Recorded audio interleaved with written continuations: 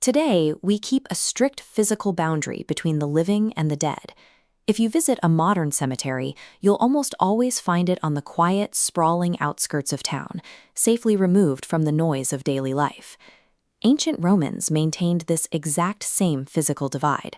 Roman law strictly forbade anyone from burying a body inside the city walls. A corpse was viewed as a source of pollution, so the dead were relegated to the edges of the roads leading out of town.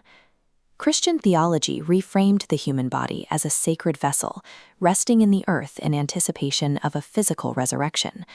This shift in belief birthed a new practice known as ad sanctos. Believers fiercely desired to be buried as close as possible to martyred saints. The logic was highly practical. If you rested near a saint, their holiness would act as a spiritual shield for you on Judgment Day. When Christianity became the official religion of the empire, architects constructed massive structures directly over those revered tombs. St. Peter's Basilica in Rome is exactly that, an enormous building raised squarely on top of a martyr's grave. With the church now acting as the house of the dead, the ancient boundaries vanished. The graves followed the church into the very center of the bustling metropolis. The resulting medieval churchyard operated as a ruthless economic ecosystem.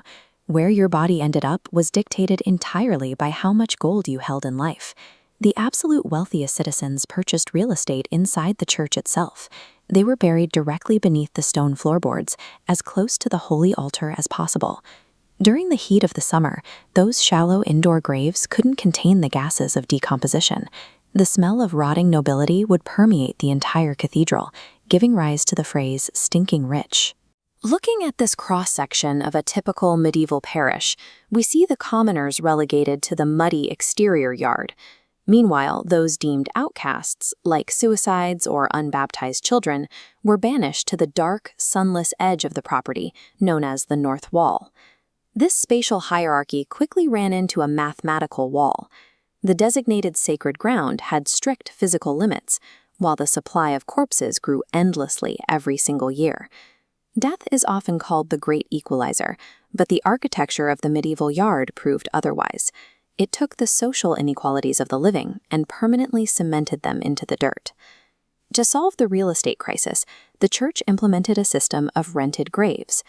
Once a body had decayed down to the bones, gravediggers would routinely exhume the skeleton to make room for a freshly paying corpse. Those dug-up remains were treated with careful respect. They were meticulously stacked by the tens of thousands inside structures called charnel houses, or ossuaries, serving as elaborate architectural elements in their own right. Above ground, the atmosphere was surprisingly lively. The churchyard served as the primary public square for the village. Citizens held markets, gambled, and celebrated festivals right on top of the flat tombstones. This proximity was a deliberate theological tool. The daily act of walking past the headstones of their ancestors served as a memento mori, a constant reminder of their own mortality, and a prompt to pray for souls in purgatory. The visible presence of the graveyard wove the dead into the local social fabric, ensuring the living never lost sight of their place in a longer ancestral chain. The rented grave system functioned well until the arrival of the Black Death. The sudden, massive influx of bodies completely overwhelmed the capacity of the yards, forcing gravediggers to dump thousands into open, shallow pits. Centuries of densely packed, decaying matter began to break down the local environment. The runoff from the mass graves actively poisoned the groundwater and the surrounding city soil. This diagram illustrates the prevailing scientific anxiety of the Enlightenment era. Doctors popularized the miasma theory, convincing the public that foul, invisible gases rising from the packed churchyards were drifting directly into their homes and causing outbreaks of disease. The final blow to the sanctity of the yard came from the rise of the resurrection men. These violent gangs robbed fresh graves to sell cadavers to medical schools, forcing parishes to build fortified watchtowers. The churchyard could no longer protect the dead. Faced with a public health disaster and rampant crime, European cities executed a massive legislative reversal. They banned urban burials entirely and established sprawling, sanitized garden cemeteries far beyond the city limits.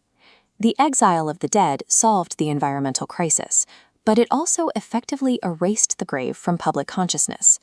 Moving the cemetery out of sight broke the daily ritual of remembrance, replacing a shared social fact with a profound modern distance.